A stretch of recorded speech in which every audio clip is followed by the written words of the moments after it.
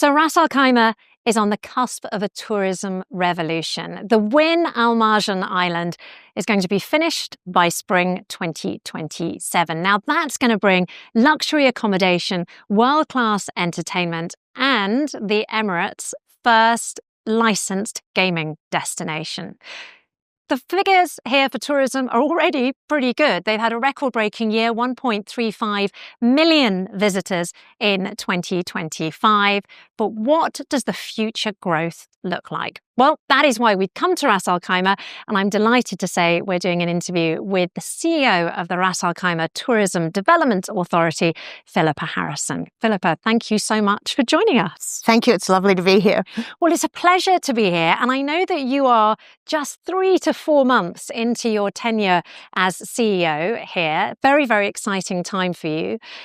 Can we look ahead to how you will gauge the success of your first year? A bit unfair to ask you this early on, but I'm sure you've got aims and targets. Sure. Well, listen, as you said, I've just joined Ras Al Khaimah. I'm just over 3 months in. And the reason that I joined is because it is so exciting what is happening here. You know, we have an incredible development pipeline. You can see some of it in the background at the moment. And over the next 3 to 5 years, we're going to double the amount of hotel rooms that we have in the Emirate. And our ambition is to triple the visitation. So I've inherited an incredibly ambitious roadmap, one that's in train and rolling out. And so my job is really to look at how we then develop that. The tripling of numbers is that's just a number, but what do we want that to look like? So I'm really having a look at, how do we position Ras Al Khaimah as the destination that we want it to be into the future? And how do we attract the sort of visitors that we want to attract to enjoy this incredible, beautiful, pristine place that we're in? And how do we do that in a way that is sympathetic to the local culture and the people who live here, and also the environment, and preserve what we have, really, that we enjoy every single day? You've got a slightly glossy sister just down the road. Dubai, of course, one of the most popular tourist destinations in the world. How do you compete in what is already a very busy market? Yeah, look, I'm used to competing in a very competitive global market, and I actually think that it is so fantastic to have Dubai down the road. They have done so much heavy lifting for this region. They've really put it on the map. So very grateful for that. They also have one of the busiest airports in the world, so, which is only 45 minutes down the road. So we work very nicely together. But you're right. What we have to do is give people a reason to come to Ras Al Khaimah. And for me, that's really about who are we? What are we going to offer a tourist or a visitor when they come here? And for me, it is about luxury, but it's about a different sort of luxury. So it's about a luxury that is about slowing down, about reconnecting with yourself, with nature, with others, and really making sure that positioning is incredibly clear to anyone looking at, choosing a holiday. And a lot of people are going to come to both of us. Of course, absolutely. And I mean, there is so much development going along in Ras Al Khaimah. There is this sense that there is going to be, there's a lot on offer now, but there's going to be a whole lot more. Out of all the projects going on, which is the one that gets you most excited? Look, there is so much going on, as you said. There's one that is just, as you said, it's a game changer for us, and that is Wynn Al Marjan Island. Just there, topped out in December. And, that is going to be a game changer for this emirate. It's a flagship project, not just for Ras Al Khaimah, but for the UAE. It's the largest private tourism investment ever at $5.1 billion. So it is a significant project in and of itself. So that is very, very exciting. And the reason it's exciting is because the eyes of the world are going to be on us as a destination at that time. And so it's really incumbent on us to tell the wider story of the emirate when we have that moment in time, because it's a very exciting project, but it's not the sum total of what Ras Al Khaimah is. And so, that is what we're working on. The Wynn is going to bring an extra twist to the tourism sector. Can you give us a bit of a sense of what's actually going to be on offer there? It's an incredible integrated resort. So it's a large resort. There's over 1,500 rooms, but there's also going to be 22 different incredible restaurants. So they've just recently announced Michelin-starred Alain Ducasse coming here, Delilah, which is a signature restaurant in their Las Vegas property, is coming here, and there's a whole range of other restaurants. So the F&B scene there is going to be unbelievable. There's a theatre that they have incredible plans for.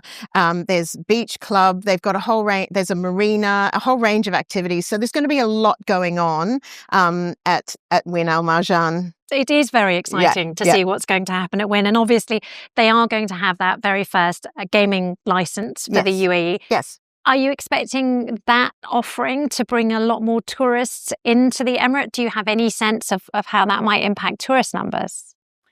Overall, the Wynn is looking at attracting a large number of visitation every day. So that's going to be people who are staying in the Emirate itself. But there's also going to be a lot of day traffic coming up from Dubai and Abu Dhabi as well. So we're gearing up from that. So we are going to be looking, and this is not just a Wynn proposition, but as we evolve as an Emirate, currently 50% of our keys are 5-star and above. It's going to be 80% by 2030. So we are looking at the sorts of people who come to the Emirate and our target markets. And so we're going to be, having a good look at where we're sourcing our visitation from. Yeah, what markets are you actually targeting at the moment? So we have a broad brush of markets that we work in, but there's a couple that we're really focusing on as must-win markets. And of course, domestic, which is 50% of our market. And we are going to continue to focus and grow on the domestic market because that's a real bread and butter, not bread and butter, but it's a very important market for us. And we have a new story to tell in the domestic market. So you'll see a lot of focus on that. Further afield, Saudi is going to be a big market for us. We're going to have a lot more product and hotels that really appeal to the Saudi traveller. So that's going to be a big market for us into the future. India and China are markets with such huge growth potential. And we've been starting to do more and more work in those markets. So you'll see more visitation from there. And then, of course, we turn to our European neighbours, UK, Germany, Russia, all the CIS markets are going to continue to be incredibly important markets for us. Well, as you look at the skyline, you can see all the development that is going on. But you've mentioned how important the pristine environment is for Ras Al Khaimah. And obviously, there's a need to preserve that in order to keep it as one of the attractions. How do you balance development and environmental concerns? It's a great question. And it's one that we have because we're master planning the whole community, we can actually stop and think about that and develop very thoughtfully. And that's what we've done. So even though we are doubling our keys, we're still going to be our footprint on the environment is still going to be relatively small. So, we're not going to be a really large destination. But as we develop, we're thinking about our green spaces, how we conserve water, what the livability of the Emirate is like. And all of that is being very considered as we go through and master plan all of our communities. And for the existing product, we actually have been working with an organisation called EarthCheck over the last 3 years, and we have achieved silver status with them.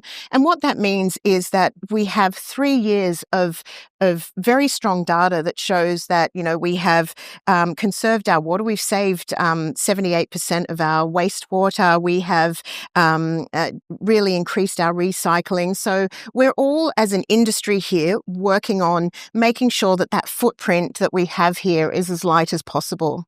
I'm going to ask my crystal ball question. A little unfair for someone who's only been in the job for 3 months, but if you had to look ahead to, I don't know, let's say 2030, so that's like 4 years now. Goodness me, time passes.